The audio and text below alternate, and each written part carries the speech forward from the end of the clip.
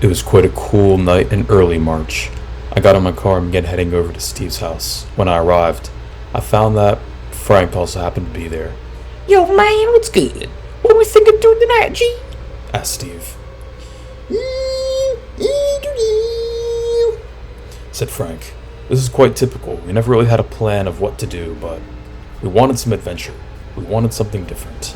Hey, y'all feeling like heading out west out to the western part of the state, western Maryland? I was thinking we can go to this place called Sidling Hill. It's basically the road that cuts right through the mountain. I said. Sounds like a fine-ass plan to me, G. Let's go, said Steve, and we were off. The time was around 8 o'clock that evening. We used Route 40 alternate to take us through some mountains before getting onto the Highway 70 West. We sped through the night. Steve got his music blasting, which was full volume, which really hurt the ears. But it was very typical for night adventures with Steve and Frank. Steve! Bryce, man, what the fuck it be now? I'll be smelling something fruity up in this bitch, said Steve. Yeah, we already knew that Frank was always playing tricks and games. Frank has fruity pie flavored vape on him, but Steve had a one-up. Man, take your fruity ass pie somewhere else, G. I got my menthol pads, said Steve. Alright, I think we got about 10 more minutes until we arrive, I said. For one time in my life, I was right. We got onto Route 68 West and off the highway, and 10 minutes later, we had arrived at Sidling Hill. We pulled into the parking lot. We were there only except for one late-night worker clocking out, but they didn't seem to care that we were there. We climbed up the stairs and go to a little footbridge that overlooked the highway at night. Man, this shit lit as fuck, said Steve.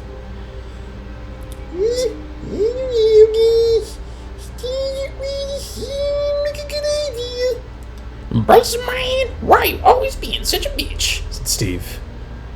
Yo, Frank can do whatever he wants, but we do gotta check out up there, I said. Yeah, man, let's go. Steve and I were referring to a place, or the walkway that goes up of the cliff and higher to get a better view of the surrounding landscape. It was gated off, so we had to hop the fence. We walked up some more and I went to check it out.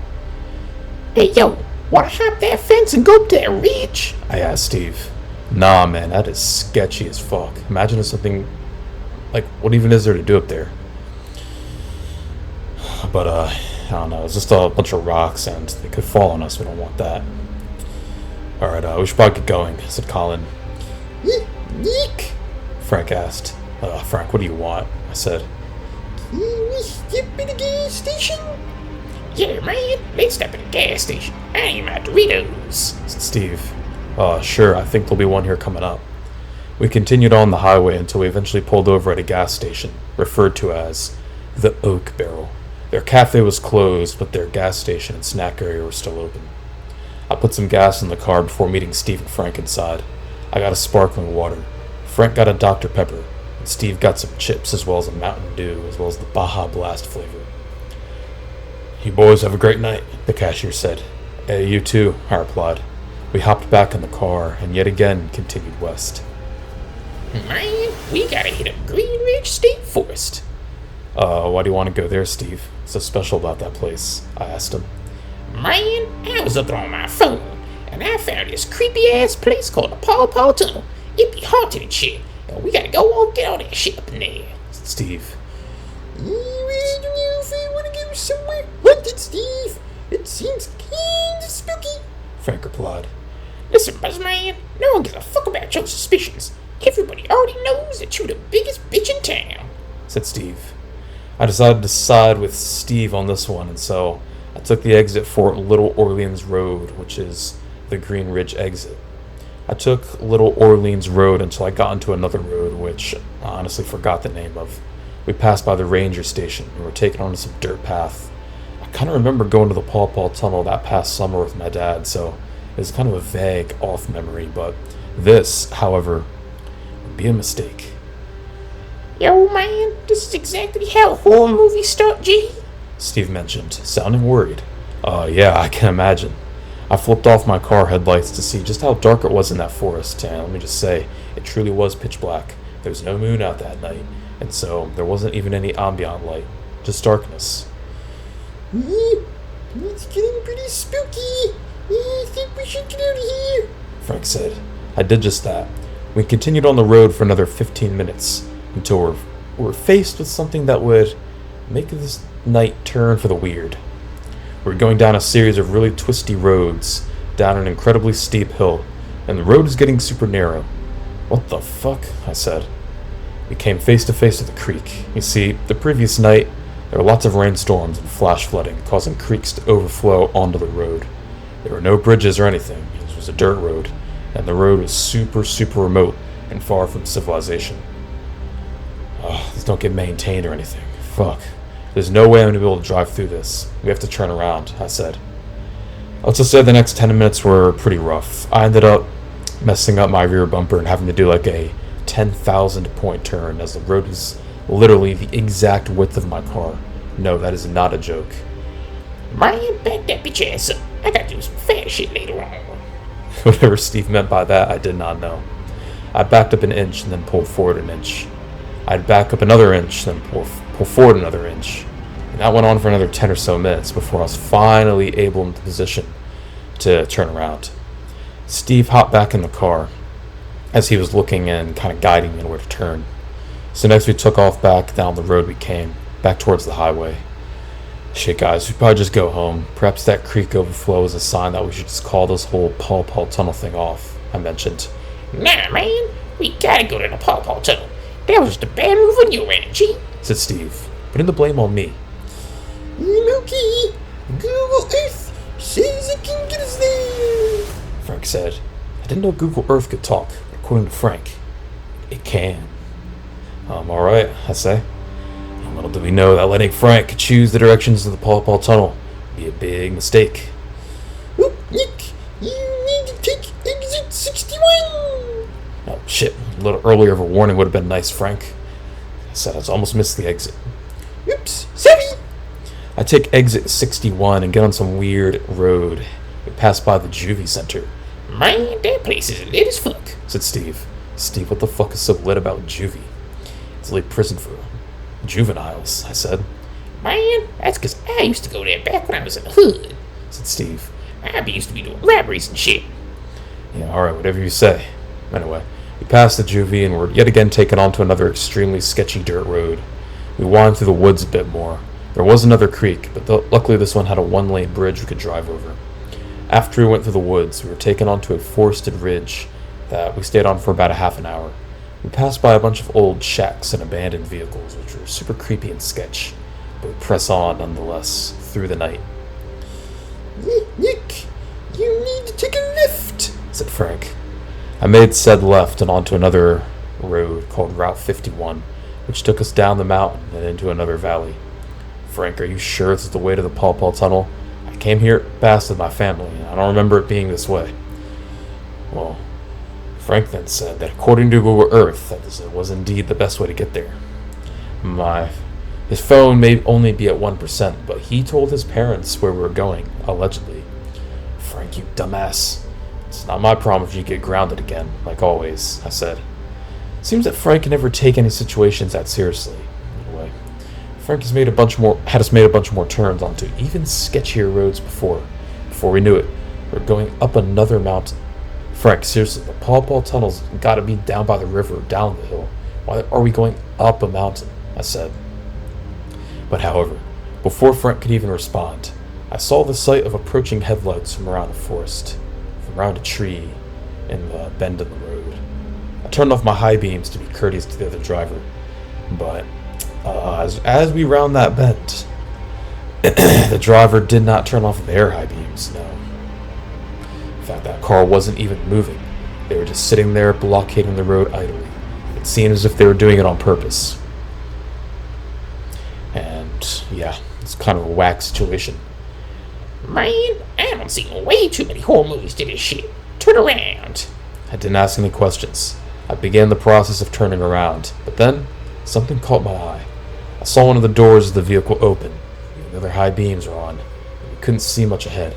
I knew that there was no way I could fit the car through that tiny gap it had, as they were literally angling their vehicle so the whole road was blocked. Anyway, back to the point.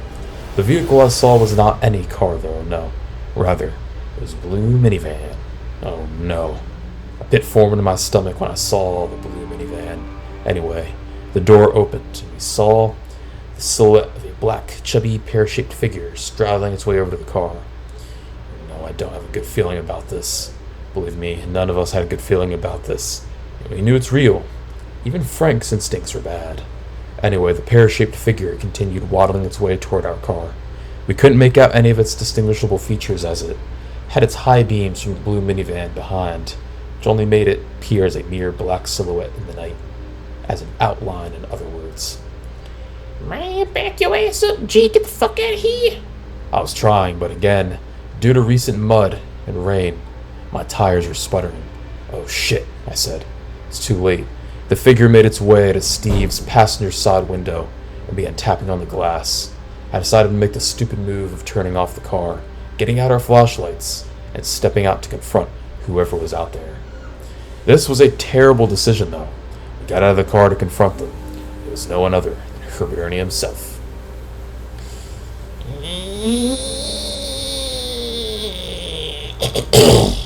What you boys join up in the chilly evening up in the mountains? Herbert said. Herbert, what are you doing out here? Shouldn't you be in bed or something? How did you even know we were coming out here? I asked. My buddy, the Bibby Click, said he's been checking you boys all evening. And he told me to come out here to get you boys. Get back to him. No. What the fuck, Herbert? Oh, the creepy clerk. Oh, no. How is he even tracking us? Just then, I looked at the car and noticed a weird device attached to the end of the front license plate. It was a tracker. Herbert, you better cut this nonsense out right now, or I'm calling the police, I said. I'm already on to G. Steve gets his phone out and dials 911, or tries to, fortunately, due to the location. There was no cell phone service. No need for the police, boys. We're gonna hop in my minivan and meet the Bibby Click. Herbert said. Oh shit, run, I said. I don't know why we ran when we could have literally just gotten back inside the car and locked the doors, but no, we didn't do that. We took off running back down the hill we had come from. Our heart sank, though, when we glanced behind us and witnessed Herbert getting back into his minivan. Run faster, I shouted. We did just that, but unfortunately, Frank was unable to keep up, as he was too fat. Well, even though we were going downhill, meaning theoretically, running shouldn't have been that hard. Help! Frank shouted. It was too late. We were able to witness Herbert carry Frank into his minivan. Here you go, Frankie. Good little boy. Shit, come on guys, we gotta save Frank. Man, fuck his ass. I'm getting my bitch ass out of here, man, said Steve. Steve continued running off, absolutely frightened. I let him be, but I knew Frank was in danger, so I had to go and get him. I sprinted back up the hill towards the blue minivan and hopped inside. Yeah, seems like Nicky O decided to join the crew. Now, let's go find Stevie Boy so we can hang out and get the equipment, said Herbert. Herbert, you better cut this nonsense right now. Once we get back to civilization, I'm calling the police. We buckled up. Herbert took off back down the road after Steve. I looked around the minivan next. The minivan was nasty to a whole new level. There were chip wrappers and soda cans all over the floor. There were weird stains on the seats. Everything from what appeared to be... I'm not going to say what this was. Well, let's just say it's a white in color pancake syrup. There were also dead cockroaches littering the back. There's even a bird's nest in there. Herbert, you gotta clean your minivan, I said. Wait, it will be happening now, Nick. The minivan is just your average van. You know what they say? Minivan is handyman. What the fuck, Herbert? You're making no sense. But apparently, minivan is Heineman, quote unquote, had a hidden meaning, as Herbert was now in his tidy ways. His clothes seemingly disappeared. Oh shit. Herbert, you better stop this, I said, but to no use. We continued driving down the road in the dark minivan, its high beam still on. It wasn't long before we caught up with Steve. Wait, Herbert exclaimed. He leaped out of the car and waddled on over to Steve, pot-belly jiggling in the process, along with his triple chin. Next thing we knew, Herbert's using a net gun and dragging Steve into the trunk of his blue minivan. Man! Steve shouted. We then kept driving. My plan was just to let Herbert do his thing. We already knew his plans always tend to fail. The plan would be to wait until we got back to civilization so we could call the cops. Around 30 minutes later, when we were out of Green Ridge State Forest and into the town of Berkeley Springs, West Virginia. We knew we were there when we saw the distinct castle up on the hill. Though, what I wasn't expecting was for Herbert to pull into the parking lot of that castle. "Herbert, what is this?" I demanded. This is where the creepy clerk, he kept the new crib. The castle appeared to be some sort of converted laundromat because Herbert then revealed the real reason why he didn't have his clothes on anymore. Today's be laundry day, boys, and it is laundry day for you too. "Oh no, it is not, Herbert. I do my laundries on Wednesdays. This is not laundry day." No, I said. But it's too late. Herbert, Steve, Frank, and I all get out and follow him into the castle, which is a huge mistake. Good evening, boys, a voice said. "Oh, no. It was the creepy clerk, the same guy that ruined the Cranberry Wilderness Crunch, the Francis Mall of the Dirty, and the Tavern of Tanny. Anyway, it appeared that the creepy clerk seemed to be working in the laundromat at the night shift, even though it was close to 10:30 at night. How about you boys take off your clothes now? Can always give you all a good wash. It's laundry day after all. "No, we are not doing your laundry, especially not with you," I said.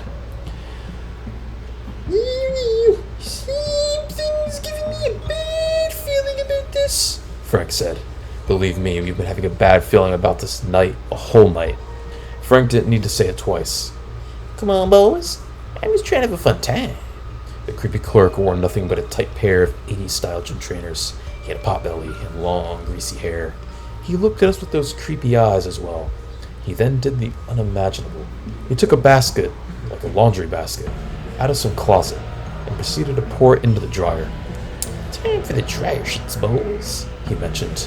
However, instead of a dryer sheet, he pulled out a weenie. It was all gross and moldy. He put it into the dryer and pressed the on button. It's a good one, creepy clerk. It's dancing time. Then, the creepy clerk and Herbert Ernie began the ballroom dance.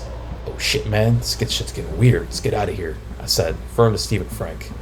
"Fuck that shit, man. I agree." We run to get out of there. However, the creepy clerk and Herbert took note of our fact and our effort to leave and spring into action. You don't, boys. You're not even do your laundry. Just then, the worst of the worst happened. "No, boys.